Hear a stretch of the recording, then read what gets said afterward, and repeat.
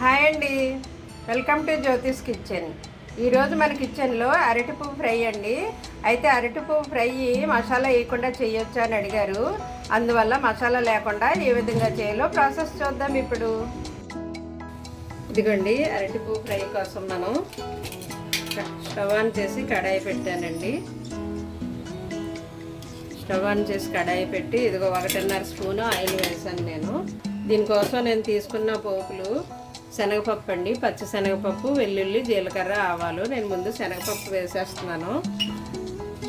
అవి వేగుతున్నప్పుడే వెల్లుల్లి కూడా వేస్తున్నాను. జీలకర్ర, ఆవాలు, ఎండుమిర్చి తర్వాత వేస్తాను. అయితే ఇదిగోండి, 2 పెద్ద ఉల్లిపాయలు తీసుకుని నిలువుగా కట్ చేశాను. ఏమో పచ్చిమిర్చి 2 చిన్నగా కట్ చేశాను. ఇది కరివేపాకు, కొత్తిమీర. ఓకే, కనిపించింది కదా, కరివేపాకు, కొత్తిమీర. ఉల్లిపాయలు మాత్రం పెద్దవి తీసుకున్నానండి 2.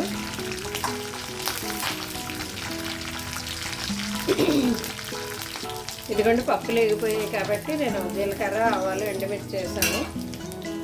అవి కూడా ఎగిపోయాయి. ఇప్పుడు ఉల్లిపాయలు యాడ్ చేస్తున్నాను. ఉల్లిపాయ, పచ్చిమిర్చి, కరివేపాకు, కొత్తిమీర అన్నీ వేసేస్తున్నానండి.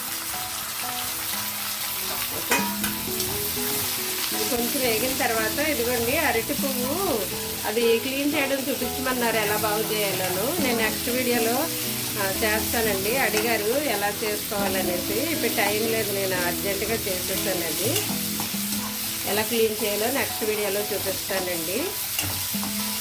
అది ఎలా క్లీన్ చేసుకోవాలని అడిగారు. ఇప్పుడే చేద్దాను కానీ టైం లేదు, క్యారేజీకి లేట్ అయిపోతుంది. అందువల్ల హడావుడిగా చేస్తాను వీడియో తీయకుండాను. ఇది క్లీన్ చేసిన తర్వాత మనం కొద్దిగా మిక్సీలో మెత్తగా చేసుకోవాలండి. మిక్సీలో మెత్తగా చేసుకుని దాన్ని జ్యూస్ పిండేయాలన్నమాట. పిండిన తర్వాత ఇది ఇలా నల్లగా అవుతుంది. లోపల ఇలా ఉంటుంది, ఉండే కొలిది నల్లగా అయిపోతుంది.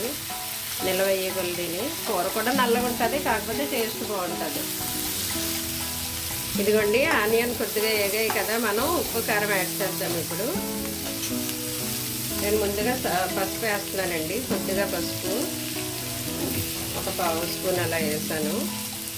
ఇదిగోండి, సాల్ట్ 1 అర స్పూన్ వేసాను.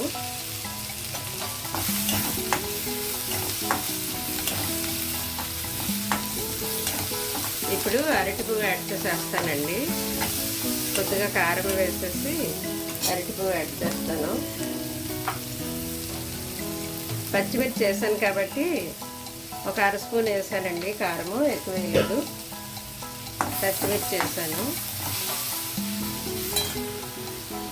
ఇదిగోండి, అరటిపువ్వు వేసేసాను. ఇది కలపడం అయితే కొద్దిగా మూత పెట్టి మగ్గనేస్తామండి. కలిపిన తర్వాత కొద్దిగా మూత పెట్టి మగ్గనేస్తాం. సిమ్లోనే ఉంచాలండి. ఇది వేసిన తర్వాత మాడిపోతుంది. లిడ్ పెట్టేసి మగ్గనేద్దాం. చూద్దామండి మన అరటిపువ్వు ఫ్రై ఎంతవరకు వచ్చిందో. మసాలా లేకుండా కూడా వండుకోవచ్చండి. మసాలా లేకుండా వండొచ్చు అని అడిగారు, అందుకే నేను చేసి చూపిస్తున్నాను. ఎందుకండి, ఇంకొంచెం ఫ్రై అయితే అయిపోయినట్టే. ఆ పచ్చిదనం పోవాలి కదండి, తినడానికి పచ్చిదనం పోవాలి. ఇంకొంచెం 2 మినిట్స్ అలా ఉంచుదామండి సిమ్లోను. చూద్దామండి ఎంతవరకు వచ్చిందో.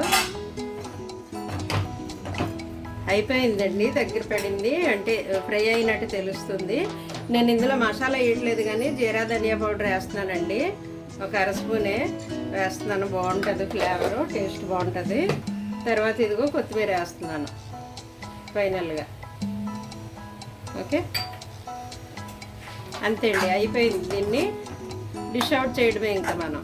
దీంట్లోకి ఉల్లిపాయలు ఇలాగా పొడవుగా చీలికల్లా చేసుకుంటేనే బాగుంటుందండి. చిన్న చిన్న ఉల్లిపాయలు బాగోదు, ఇలా పొడవుగా బాగుంటుంది. ట్రై చేయండి. మసాలా లేకుండా కూడా మనం ఇలాగా అరటిపువ్వు ఫ్రై చేసుకోవచ్చు. తర్వాత ఎలా క్లీన్ చేయాలనేది నేను వీడియో పెడతాను. తర్వాత పప్పు, అరటిపువ్వు ఎలా వండుకోవాలనేది కూడా మనం వీడియో చూద్దామండి. ఓకే అండి, అయిపోయింది. ఇంకా దీన్ని డిష్ అవుట్ చేయడమే ఇప్పుడు. Thank you.